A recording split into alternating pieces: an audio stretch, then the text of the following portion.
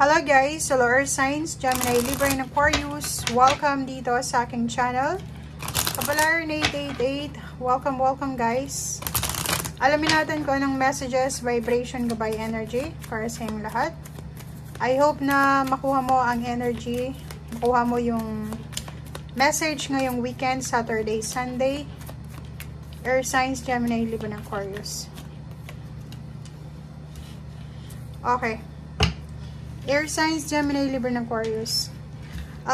Nakikita ko sa'yo dito na posibleng may nag-o-offer sa'yo ng kasal.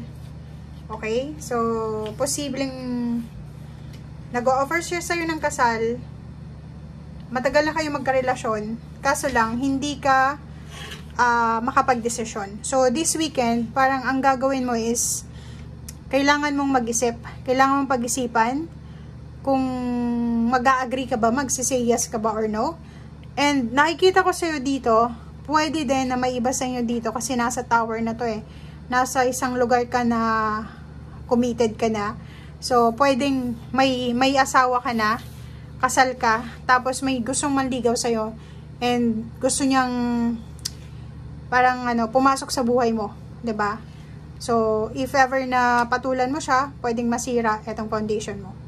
Okay? Masira yung relationship mo, syempre, yung pamilya.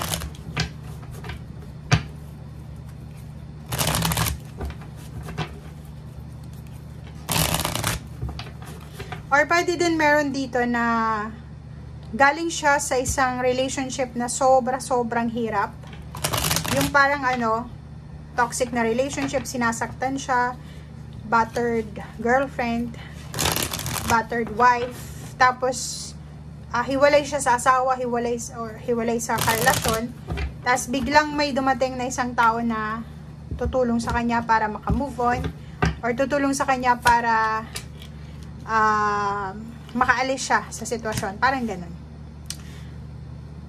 Ang iba din sa inyo dito is Air Signs, Gemini, Libra, and Aquarius. Siguro may mga problema kayo, yun na nga. Nakikita natin dito na may naglalabuan dito, nagkakalabuan na relationship.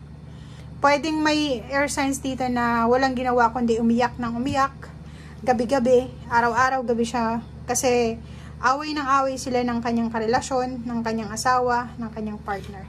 Dahil siguro sa selos.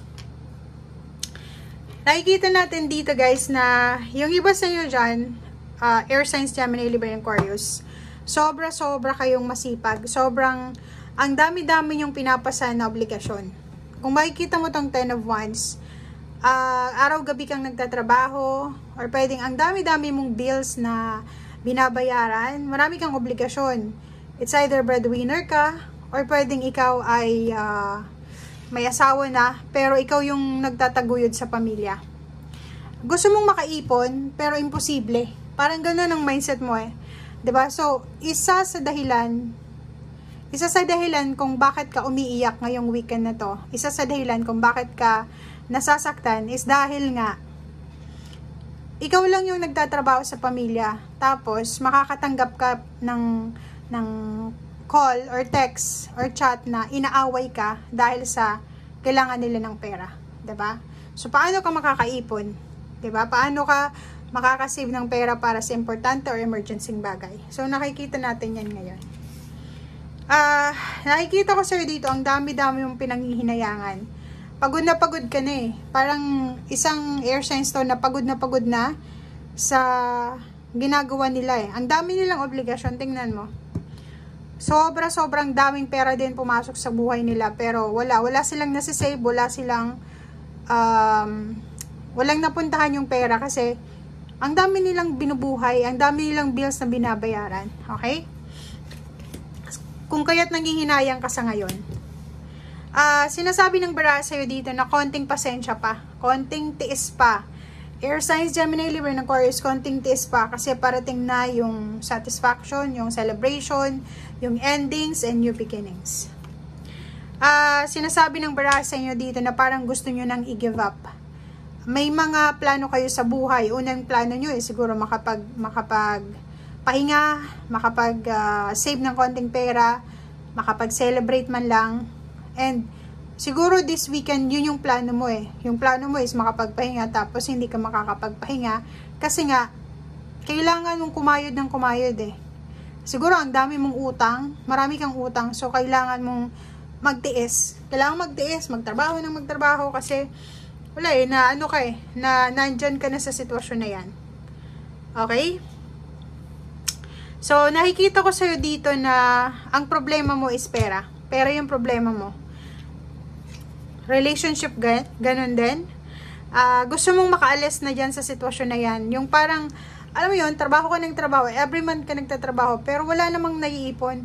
Yung sweldo mo, kulang pa yan sa pambayad sa utang. Yung sweldo mo, kulang pa sa pang-provide doon sa mga taong nangangailangan sa pamilya mo. Sobrang pain, sobrang heartache ang nararamdaman mo sa ngayon. Masama ang kalooban mo. 'Di ba? Sinasabi ng baraha sa'yo dito na kailangan mong proteksyonan ng sarili mo. Lalo na yung health. Meron sa inyo ditong sa sobrang pagtatrabaho, may nararamdaman na kayo sa katawan nyo. Sa sobrang pagpupuyat, meron na kayong mga imbalances sa health nyo. Ang gusto nyo sa ngayon is matapos na kung ano man tong mga paghihirap na to, pera or emotional, and then alam mo yun, makalipat ka na, makaalis ka na, magkaroon ka ng freedom. Ang baraha mo sa ngayon, earth signs, air signs, water sign, and fire sign. Pare-pareho lang yun eh. Tapos, ikaw bilang isang air signs, iniisip mo na, ako lang ba ito na naghihirap sa ngayon?